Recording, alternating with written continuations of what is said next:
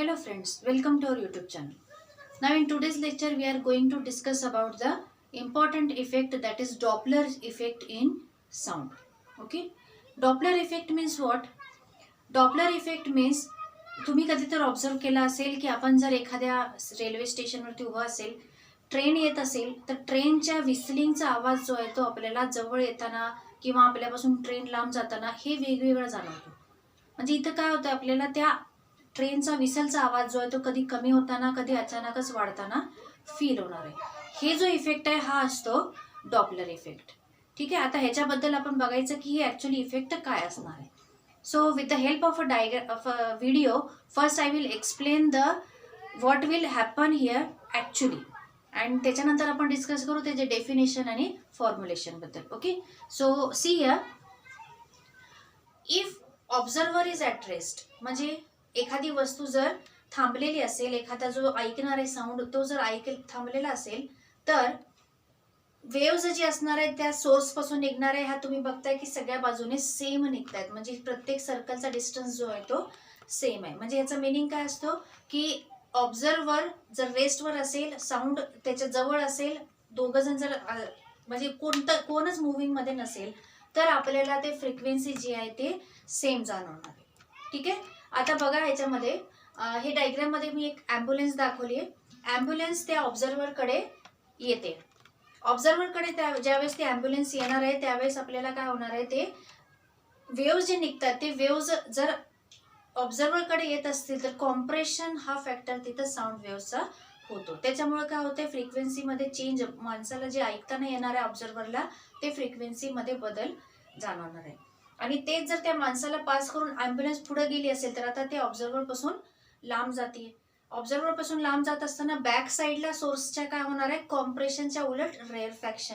So rare faction हा concept तिथं दिसून येणार आहे.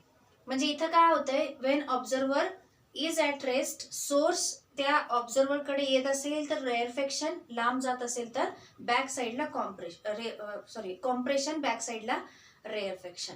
सो हे व्हिडिओच्या हेल्पने मी तुम्हाला एक्सप्लेन केलंय. Now observe here the definition of the Doppler effect. Actually Doppler effect मध्ये काय झालेलं आहे की फ्रिक्वेन्सी ॲम्ब्युलन्सची चेंज होत नाही ऍक्च्युअल मध्ये. त्याचा हॉर्नचा जो आवाज आहे ते कॉन्स्टंट असणार आहे, फक्त आपल्याला ऐकू येताना तो बदल जाणवतो. सो ऍक्च्युअली तिथं काय फ्रिक्वेन्सी मध्ये चेंज जाणवतो, त्याला म्हणतात apparent change in frequency. Okay, so what is definition I have shown here. The apparent change in frequency of sound when there is relative motion between source and observer or listener. Source आणि observer जर एकामेकापासून लांब जात असेल किंवा जवळ येत असेल, त्या दोघांमध्ये जर रिलेटिव्ह मोशन असेल तर आपल्याला त्या साऊंडच्या फ्रिक्वेन्सीमध्ये जी बदल जाणवणार आहे तो बदल म्हणजेच डॉपलर इफेक्ट असतो. So apparent change in frequency due to relative motion between source and observer is called as Doppler effect. Okay, so what is its formula? See here, the formula is given, f dash is equals to, f dash म्हणजे जी change झालेली frequency आपल्याला जाणवली आहे ती, त्याला म्हणतात ॲपॅरेंट frequency. काही ठिकाणी ॲपॅरेंट फ्रिक्वेन्सीला एफ ए दाखवतात, A for apparent, F for frequency. Okay, so doesn't matter, F dash is equals to in the bracket v plus minus vo divided by v minus plus vs into fo. Okay, so इथं बघा F dash मी आता सांगितलं, F dash काय आहे, ॲपॅरेंट frequency जी change झालेली जाणवतीये ती F dash असणार आहे. फॉर्म्युलेमध्ये वर आणि खाली दोन्हीकडे व्ही आहे. व्ही म्हणजे वेलॉसिटी ऑफ साऊंड आहे, ओरिजिनल वेलॉसिटी ऑफ साऊंड जे आपल्याला माहिती आहे, इट इज नियरली 330 और 334 मीटर पर सेकंड. हे जे आपण जे घेणार आहे ते आपण रिलेटिव्ह ह्याच्यामध्ये प्रॉब्लेम्समध्ये जे दिले असेल फॉर्म्युलेमध्ये ते आपल्याला यूज करायचे असते. So it is nearly 330 to 340 metre per second.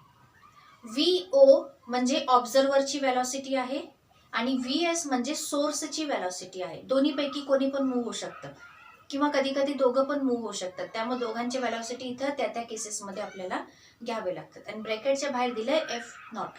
F not म्हणजे काय, original frequency of the sound. म्हणजे आपल्याला जे सोर्स असेल, म्हणजे मगाच्या एक्झाम्पलमध्ये ॲम्ब्युलन्सचा जो हॉर्न होता त्याची फ्रिक्वेन्सी किती असणार आहे, that original frequency is F not. पण त्या उभा राहिलेल्या व्यक्तीला जे ऐकायला येणार आहे that will be F dash. आता इथं ती व्यक्ती स्टॉप होती, रेस्टला होती, म्हणजे व्ही ओ असणार आहे 0, कारण ऑब्झर्वरची वेलॉसिटी काहीच नाही आहे. ॲम्ब्युलन्सची स्पीड म्हणजे असणार आहे व्ही एस. आणि साऊंड जे आहे ते जर आपल्याला गिवन असेल 330, तर आपण इथं 330 यूज करून काढू शकतो. Okay, so this is the formula. Now see here, the formula can be uses by 4 cases. याच्यामध्ये 4ही केसेस डिस्कस केलेत जे मोस्ट इम्पॉर्टंट आहेत. इथं डायग्राम्स ऑब्झर्व करा. जे सर्कल दाखवलेलं आहे ते सोर्स आहे आणि जे व्यक्ती आहे ते क्लिअरली तिथे दाखवलेलं आहे. ॲरो इंडिकेट करतंय की कुठल्या डायरेक्शनमध्ये मोशन होती. ओके, आणि त्याच्या समोर त्याच्या रिस्पेक्टिव्ह फॉर्म्युले गिवन आहेत. जर ऑब्झर्वर रेस्टवर असेल तर व्हीओ 0 घ्यायचा आणि जर सोर्स रेस्टवर असेल तर व्हीएस 0 घ्यायचा. सो अशा प्रकारे हे 4 जे आहेत केसेस याचे इथं एक्सप्लेन करून फॉर्म्युले सहित दाखवलेले आहेत. You can observe this and check the formulas also. Okay, so this is nothing but the Doppler effect. जे आपल्याला बदल जाणवतो तो असतो डॉपलर इफेक्ट. ह्या लाईटमध्ये पण ऑब्झर्व होतो, कारण light also having the frequency. Okay, दोन्हीमध्ये आपल्याला हे दिसून येतं. Now will see the applications of the Doppler effect. Applications काय काय आहेत? Now see here, the first it is the sound of train whistle. मगाशीच मी स्टार्ट करताना सांगितलेलं की ट्रेनचा विसल जो आहे तो त्याचा साऊंड जो आहे तो आपल्याला या इफेक्टमध्ये जो जाणवतो that is Doppler effect. Second is sonic boom.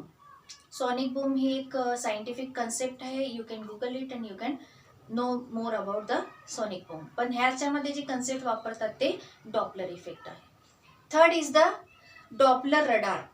Radar system use करतात. रडार म्हणजे काय असतं की जे एरोप्लेन किंवा मुव्हिंग ऑब्जेक्ट्समध्ये जे far away from the land जाणार आहेत, म्हणजे जे शिप्स वगैरे मोठे मोठे असतात त्याच्यामध्ये रडार सिस्टीम हे इम्प्लांट करतात. त्याच्यावरून आपल्याला त्यांची लोकेशन किंवा काय काय ते ऑब्स्टेकल्स वगैरे धडकले असेल ते सगळं नॉलेज मिळू शकतो. सो डॉपलर रडार ह्याच्यामध्ये नाव दिलं म्हणजे तेच सगळं याच्यामध्ये इन्क्लूड होतं. Next is the Doppler effect in light wave. मी आत्ता सांगितलं की लाईटमध्ये पण डॉपलर इफेक्ट असतो, म्हणजे हेच अपॅरेंट चेंज इन फ्रिक्वेन्सी लाईटची आपल्याला जाणवते. हे लाईट सेक्शनमध्ये आपण परत डिटेलमध्ये बघू. नेक्स्ट लास्ट वन हे लाईटसाठीच आहे, Hubble and red shift. Hubble टेलिस्कोपचं नाव आहे आणि रेड शिफ्ट हे डॉपलर इफेक्ट इन लाईटशी रिलेटेड कन्सेप्ट आहे. Will discuss in the light chapter. Okay, so हे ॲप्लिकेशन्स आहेत सगळे डॉपलर इफेक्टचे. काही अजून आहेत. So will see the more uses of the Doppler effect. हे ॲप्लिकेशन आणि युजेस म्हणजे काय, कुठं कुठं आपण ह्याला यूज करू शकतो. सो आता जस्ट थोडेसे बघितले होते, थोडे अजून बघूया.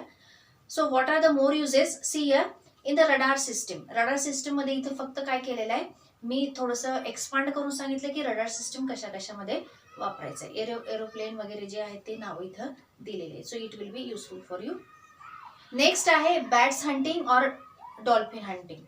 म्हणजे बॅट्स आणि डॉल्फिन जे आहेत ते जे शिकार करतात म्हणतो आपण त्याला, ते त्यांच्या साऊंड वेव्सच्या रिफ्लेक्शनचा अंदाज घेऊन करतात. त्यांना जे डॉपलर इफेक्ट जे जाणवतो म्हणजे ते फील होतो त्याच्यावरून त्यांना आयडिया येते की आपल्याला शिकार कोणत्या डायरेक्शनमध्ये कशी करायची. The next it is the universe expansion or compression. Universe हा एक्सपांड होतोय का कॉम्प्रेस होतोय त्या पर्टिक्युलर पॉईंटला किंवा पर्टिक्युलर त्या साईडमध्ये, ह्याच्याबद्दल जर नॉलेज पाहिजे असेल तर हे लाईट वेव्हसाठीचा डॉपलर इफेक्ट इथे यूज करतात आणि त्याच्याबद्दल नॉलेज मिळवतात. ओके, लास्टवाला पण साऊंडसाठीचा आहे. ओके, लाईटचा इथं होता फक्त, आता साऊंडचा परत आहे. अल्ट्रासाऊंड्स. अल्ट्रासाऊंड म्हणजे आपण डेली यूजमध्ये ह्याला सोनोग्राफी म्हणून यूज करतो शब्द. ओके, अल्ट्रासाऊंड हे मेडिकल ट्रीटमेंटसाठी यूज करतात. ह्याच्यामधून आपल्याला जे आहे ते बॉडीचे इंटरनल पार्ट्समधले जे आहेत ते इमेजेस बघायला हेल्प होते. It is also called as a sonography. So it actually scientific language ultrasound ह्याला बोलतात. सो हे सगळे जे आहे ते total about the Doppler effect. So with the help of videos, images, the definition is explain, diagram of the formula of the Doppler effect it is given with the 4 cases, its application and uses also explained. So hope you understand today's lecture. If you have any doubt, then please comment in the comment section, like our videos and subscribe our channel.